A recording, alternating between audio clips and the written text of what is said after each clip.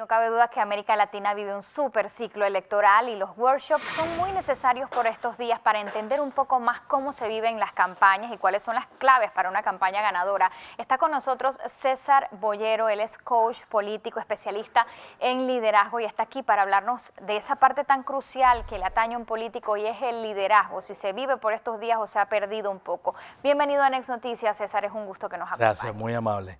Gracias por estar aquí. Me llama la atención que en este workshop hablaba usted de algo muy interesante, se llama la profesionalización de la política. ¿De qué va esto? ¿Hacer profesionales a los políticos? ¿En qué sentido? Sí, estamos hablando de que los políticos deben entender el concepto general de lo que es la política. A veces muchas personas son impulsadores políticos, tienen una gran capacidad de sociabilizar con las personas, tienen una gran capacidad de dirigir, pero no necesariamente entiende lo que es el concepto global. Entonces, cuando hablamos de la profesionalización de la política, estamos apostando que entienda cuál es la relación con el community manager, cuál es la relación con el de estrategia digital, cuál es la relación con los periodistas, cómo se debe tratar a los periodistas, para qué sirven estos escenarios en el que yo te estoy acompañando el día de hoy, etcétera, etcétera. Es para que entiendan realmente en función de a qué se están confrontando, qué es lo que deben saber y sobre todo qué es lo que deben conocer para ganar las campañas. Por allí mismo, entonces, la conformación de ese equipo de trabajo que acompaña al político en una campaña. ¿Cuál es la conformación ideal? Porque ahora hablamos también de que, bueno, cada vez las campañas reducen el presupuesto o se emplea más en el clientelismo que está muy dado por estos días. ¿Cuál es el equipo ideal que debe integrar esta campaña? Obviamente el equipo va en relación al tipo de campañas que está realizando. Tiene las presidenciales, tiene la de diputados, en otros países tiene la de senadores, aquí tiene la de representantes. Entonces, de acuerdo al tipo de cargo que tú optas de elección popular, se conforman los equipos de campaña. Pero que no debe faltar una persona que maneje los medios, una persona que maneje el presupuesto. Los políticos tienden a cometer muchos errores con el tema del presupuesto. La persona que se encarga de la estrategia en función del qué y el para qué, el coach, que ayuda a alinear al político en función de su ser, de su persona y su entorno y el equipo de trabajo. Y así hay una serie de elementos que tienen que estar ahí que no pueden faltar. Eso te ayuda a lograr el objetivo. Usted maneja una parte crucial dentro de las campañas que es el liderazgo mismo del político, de la persona. Yo digo que el candidato mismo y sus habilidades es una de las claves para ganar una campaña. Sin embargo, por los últimos años cuestionamos a los tipos de políticos que hay. Muchos les llaman populistas, otros les llaman que pues están allí en la política por intereses personales. ¿Cómo se puede moldear un político para las habilidades de liderazgo que se requieren por estos días? Más que moldear, se trata del por qué estás allí. O sea, ¿cuál es tu razón de estar allí? Entonces, lo que hace el coach, en este caso lo que yo hago es ubicarte y hacerte un acompañamiento a través de una serie de preguntas donde tú vas reflexionando el qué te llevó a donde estás, cuáles son las herramientas con las que cuentas, cuál es tu estado ideal, cuando estés allá, cómo te visualiza y partiendo de allí, cómo conforma ese equipo de trabajo.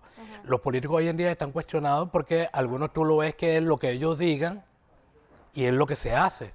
Otros porque son demasiado flexibles. Entonces, no se involucran en la toma de decisiones, sino que dejan de que su equipo tomen las decisiones. No, el liderazgo ideal realmente parte en que tú sepas cuándo tienes que dirigir de manera contundente, cuándo debes ser flexible, cuándo debes sugerir y escuchar a tu equipo para que te dé las indicaciones. O sea, es la mezcla de una serie de factores para que realmente ese liderazgo atienda a intereses comunes, porque al final el líder lo que hace es atender a intereses comunes. Tú eres el vehículo que recoge toda la información y dirige y comanda en función de los intereses del colectivo.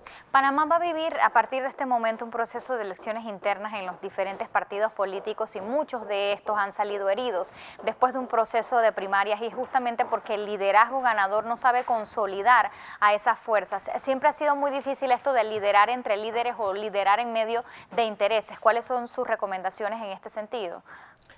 El tema siempre parte de lo mismo, el ego. El ego. El ego nos hace daño. Entonces, es tratar, cuando hablamos de la conformación de equipos de alto rendimiento, es tratar de nivelar los egos y hacer el reconocimiento realmente de quién es el líder y ese líder puede alternar. No solamente significa que yo siempre tengo que tener la razón. Se trata de en qué momento yo debo de ceder y escucharle con mayor atención. Porque, insisto, al final el liderazgo se trata de dirigir intereses comunes hacia un objetivo. Cuando yo tengo la capacidad de escucharte y de ser escuchado, ya tú te sientes bien y empiezas a participar de una forma más interesante. Y eso es lo que pasa realmente con las personas. La política ha cambiado. Ya el pueblo, ya la gente, ya las personas no quieren solamente que les digan. La dinámica cambió. Ahora también quieren ser escuchados. Ahora, ¿cuál es la relación de ese político para escuchar a la gente? ¿Realmente está escuchando a la gente? ¿Realmente se está conectando a la gente? ¿Realmente está interpretando el sentir de la gente? Por ahí va el tema. Por último, nuestra reforma electoral es muy novedosa. En esta ocasión se plantean unos debates o 2 debates presidenciales que van a transmitirse en cadena nacional, regulados por nuestro ente electoral. ¿Cómo debe prepararse una persona de cara a este reto que se va a transmitir a nivel nacional a través de nuestras pantallas, de todas las pantallas de los medios de comunicación? ¿Cuál debe ser la preparación previa a un debate que es una gran oportunidad también para sumar adeptos probablemente? Eso es muy importante. Muchas veces no nos preparamos para estar frente a las cámaras y cometemos muchos errores. Nosotros tenemos en el workshop, tenemos un media training. En el media training tenemos una especie de práctica, ¿no? Donde cuál es la postura, de qué manera deben desenvolverse, cómo confrontar ciertas situaciones que se te pueden presentar allí. Y eso es muy importante. Pero partimos también de la esencia de la persona, de la originalidad de la persona.